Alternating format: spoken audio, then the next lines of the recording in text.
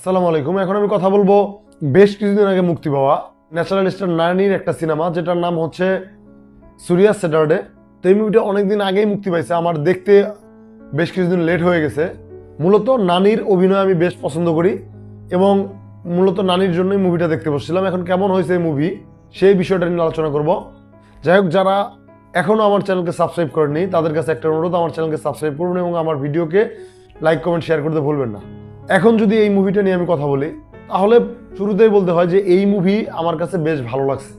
কারা কারা দেখেছেন আমি জানি না, যারা দেখেছেন তারা বলতে পারবেন, কিন্তু ব্যক্তিগতভাবে যদি বলি এই মুভিটা আমার কাছে বেশ ভালো লাগছে।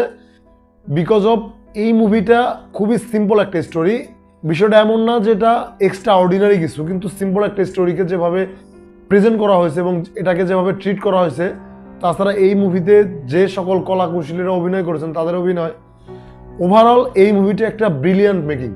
এই মুভির স্টোরিটা হচ্ছে এমন যে একটা ছেলে যার ছোটবেলা থেকে একটা প্রবলেম আছে, সে খুব বেশি রাগান্বিত হয় এবং সে তার রাগটাকে শুধুমাত্র শনিবারে দেখাইতে পারে। এখন কেন সে রাগটাকে শুধুমাত্র শনিবারে দেখায়, এই বিষয়টা জানতে হলে অবশ্যই আপনাকে এই মুভিটা দেখতে হবে। আমি স্পয়লার দিতে যাচ্ছি না।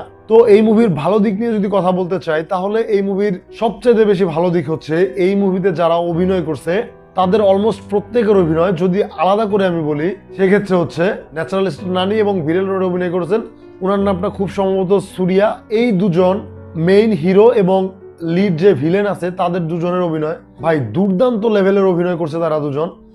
নানিকে নিয়ে আলাদা করে কিছু বলার নেই, নানি ন্যাচারাল স্টার যে কেন, সেটা আপনারা নানির মুভি দেখলেই বুঝতে পারবেন এবং এই মুভিটা দেখলে অবশ্যই সেটা জানতে পারবেন। তাছাড়া এই মুভিতে যে ভিলেন রোলে অভিনয় করছেন সুরিয়া, তার অভিনয় ভাই দুর্দান্ত লেভেলের অভিনয় আমার কাছে লাগছে তার অভিনয়টা। বিশেষ করে সে একটা পুলিশ অফিসারের ক্যারেক্টার প্লে করছে, সেটা হচ্ছে একটা করাপ্টেড পুলিশ অফিসার, এবং তার যে অভিনয়, সে মনে হয়েছে যে সে একজন করাপ্টেড পুলিশ অফিসারের অভিনয়ের মধ্যে সে ঢুকে গেছে, মনে হচ্ছে সে রিয়েল লাইফে এরকম একটা ক্যারেক্টার প্লে করতেছে এমন লাগছে। তারপর এই মুভির ভালো দিক হচ্ছে এই মুভির মেকিং আমি প্রথমেই বলেছি যে ব্রিলিয়ান্ট মেকিং।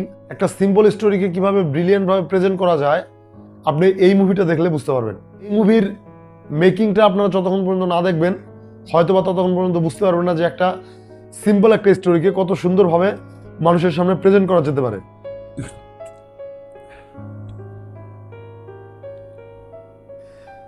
তারপর এই মুভির বিজিএম গুলো ভাই দুর্দান্ত বিজিএম। বিশেষ করে যখন হিরোর এন্ট্রি হয় এন্ট্রি সিনগুলোতে এবং পাশাপাশি যখন অ্যাকশন সিনগুলো হয়, তখন এই মুভির বিজিএমটা যে দিয়েছে সে খুব ভালোভাবে এই জিনিসটা ডেলিভার করতে পারছে। তাছাড়া এই মুভির ক্যামেরা অ্যাঙ্গেলগুলোও মোটামুটি ভালো ছিল, বেশ ভালো ছিল। এবং আমি যদি খারাপ দিক বলতে চাই, তাহলে খুব বেশি খারাপ দিক আমার কাছে নেই এই মুভির জন্য।